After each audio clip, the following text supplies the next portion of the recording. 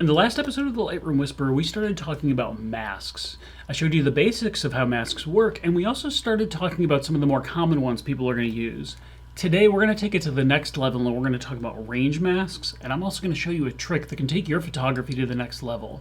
We have a lot to do today, so let's get right to it.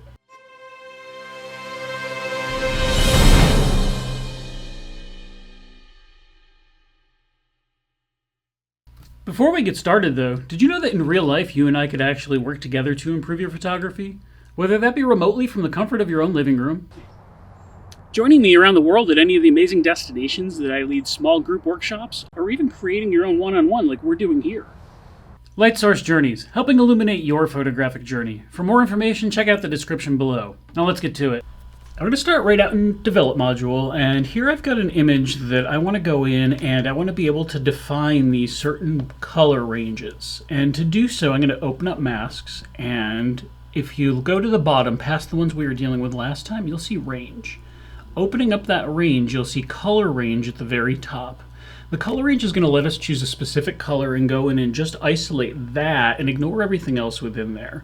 You can kind of to some degree do this with, it used to be called HSL, but nowadays you'll see it under color point. And that's going to allow you to go in the entire global part of an image and just section out parts of a color. This will let us go and fine tune that a bit more though. So in this case, now that I've selected the color range mask, I can come into the picture, I can hover over any area, and my cursor is now an eyedropper. That's sampling down to the pixel, the specific color that I'm looking at. So here, if I want the blue to be isolated, I can click on the blues, and I can see now that the blue area has my mask overlay. You can see the mask overlay I'm currently using is red, which, because you can see that up here, is showing me the mask is applied to that specific area. The problem is, though, you still have it in between, and I only really want it on the deepest parts of blue, not those parts that are just kind of ever so lightly blue. Coming over to the right, we can actually refine the way the mask works. So by pulling this slider, you can either say I want more acceptance of those blue ranges, or I want you to be more honed in on where I specifically chose. So if I come to the more narrow side here, you see it really getting rid of all of that in between, and it's just really isolating those rafters themselves. So now if I come in here and start adjusting, it's only that one area that it's adjusting and not the brighter spots in between, even though there's some blue hue to that. Had I done that in that point color area, that's going to adjust the blues in the entirety of the image there. Now I can do the same thing. I can create another mask, and let's say I want to go to the reds in this area. I'm going to go to color range again. I'm going to come down here and click on, in this case I want to isolate those lighter tones, not those dark ranges, and the same kind of thing I can go and refine. And by pulling down on that, it's hard to see right now because my overlay is the same color. So I'm going to go and I'm going to change this to an opposing color, something easier to see. Let's go to yellow, make sure it's nice and saturated. And now we can see that the areas that, if I pull over here, are in the darker ranges of red are also going to be encapsulated in that mask, where if I come to this side, it's going to start going, those darker ones don't fall into that same tonal range, so I'm going to omit that from the mask. Now if I go in and start playing with this, it's only affecting those darker areas of that tone. Now there's another way that we can play with these range masks. So let's go to another picture here. And this is going to allow me now to choose a brightness range instead of a color range that I want to work within. Now this is the sunrise on the front steps of the Taj Mahal. It's a pretty bright morning, but with that raw file I have a ton of information up here in this upper area. Now there is a sky mask that you can use, and that sky mask is pretty good at isolating the sky itself, but it's very good at doing that specific job. So in this case, let's go back to my red overlay so we can see that easily. It did a really good job at isolating the sky, but this foreground here is kind of in that same range that we need to adjust. So what I'm going to do is actually get rid of that sky mask. And now we're going to go and choose range again, but luminance this time. Now the luminance range, just like we did with that color range, allows you to go into the picture and choose a specific area. Like color, if I just click, it's going to do down to the pixel that brightness that I'm choosing. So if I now click and hold on my mouse or cursor and drag, I can create a box and say, well, I want this entire tonal range to be encapsulated in that. So if I do that here, you can see now that it's done a good job at capturing those brighter areas, not just the sky, but helping it blend into that foreground also.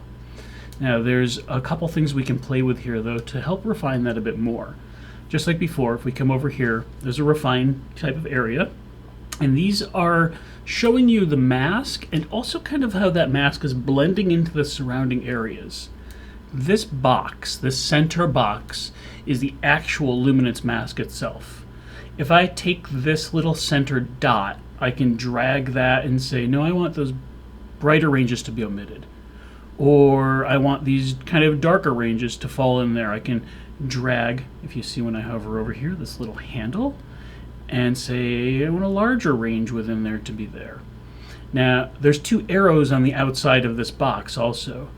These arrows are going to define the blending range that we're dealing with. So if I pull one of these, let's go in this case on the right side, up more, it's blending those highlights more smoothly to the surrounding pixels. If I come back all the way down to where my actual filter is, it's defining it very much to that kind of pixel range of that density, of that tone. So in this case, I really don't want it defined like that. I want a nice smooth blend, pulling us all the way across. And I want the brightest spots to be covered in this, so I'm actually going to pull this back up over here, making sure all of our really bright spots are covered. And then I'm watching now my shadows and the way that light is blending into them on the marble reflection. That's where I'm really looking for that filter to be applied. So I'm going to come back until it's just in that area, and then I can refine how it's falling into that shadow area. Now I think that filter is going to look pretty good the way it works, so let's go in here now and pull down my highlights. And look at that, that's a lot more natural looking than if we had just used the sky filter by itself. Now let's take a quick peek at our before and after here. And I like that. I like the way a lot that ended up looking. Now one kind of powerful tool that's hidden in masks that a lot of people don't really know about is the ability to use multiple masks within one. That might sound kind of confusing, but let me show you what I mean. Let's go to this other image here. Now in our last shot here, I've done the edit and I got it almost to where I want it, but just like in the first episode, we had used the radial gradient filter with the mountain lion to kind of create a vignette but off center to draw your eye specifically to her. I want to do the same thing here, and I want to use a radial gradient again, and I want to kind of follow the way this light's coming across the center here. So let's put that over our subject. Let's make this a little more diagonal to kind of follow that glow the way it's coming with the stairs.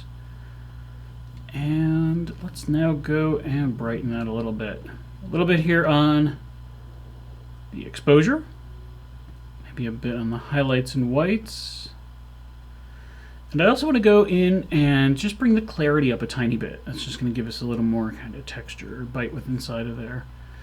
Okay, I like the way that looks, but I don't want this to affect our subject. I just want this glow to be around him in this case.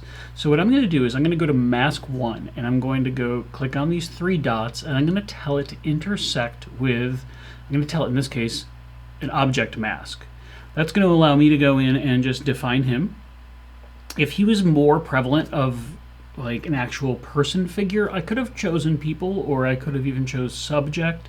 Right now, though, because he's so tiny in here and doesn't really have that human form, subject would be a lot harder, most likely, for it to lock on. So by just kind of defining where he is, let's go and turn on our overlay, and let's see how well it did.